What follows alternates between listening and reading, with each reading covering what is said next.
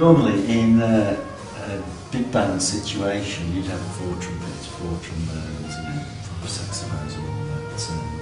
So it's just pared down really, and I've added French horns to it as well.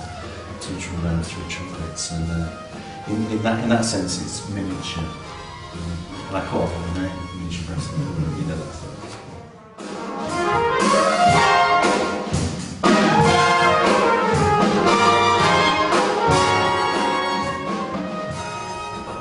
I sort of work on music all the time. I'm sort of noodling away at the piano or thinking all the time. So I don't think of it as hard in the sense of, oh, how do I make that? It's just, I just work at it until I feel it sounds like what I want it to sound like.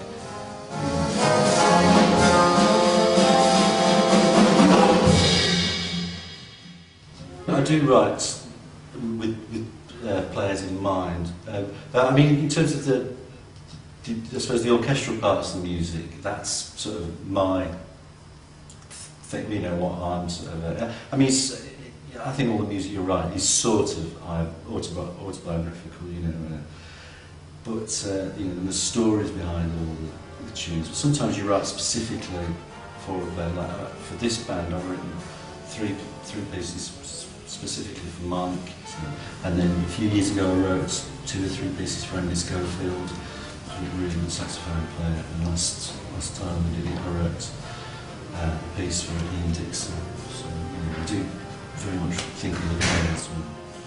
But I've played with Mike a long time, and the greatest thing about Mike is what he brings to the music. So in terms of how I've heard Mike in many different settings as well, and played with him in many different settings, so I've sort of had a good experience of Mike, and he just, I basically write around him, you know, I'm not specific what I give him particularly, just put stuff around him, and then he just sort of creates a thing with that.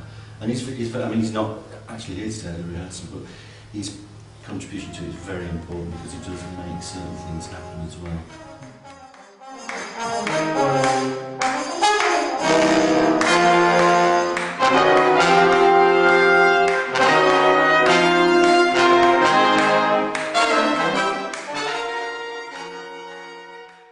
I met Iain before the days of Jazz Works, Northwest Jazz Works. There used to be Jazz Northwest, and they did a lot of tours of Django Bates and Steve Arguelles and Iain, and those musicians from the Loose Tubes generation, a lot of tours. And they came up many times, and I saw them then and was introduced. I didn't play them, but the first time I did actually play with them, I suppose. In fact, it's probably the only time I ever played with them was on that recording. So, you know, that's really. But I mean, I'm a big fan of Iain's. It's been a great player. You know, Balloon Man is one of my favourite records. You know, it's a really great album.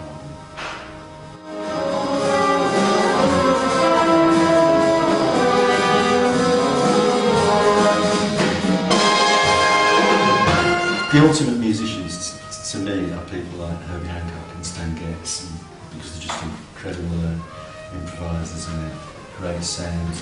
Whatever they do, whichever context they play, they're just fantastic, and that's what I aspire to. Really, if you could, you know, play in any context and sound that good, that's great. But in terms of writing music, I mean, just many things really. I mean, I think you know, obviously you listen to a lot of music and it all has some sort of effect on you.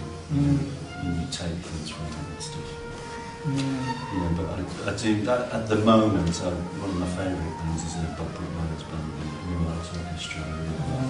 That's very much what inspires me with this music.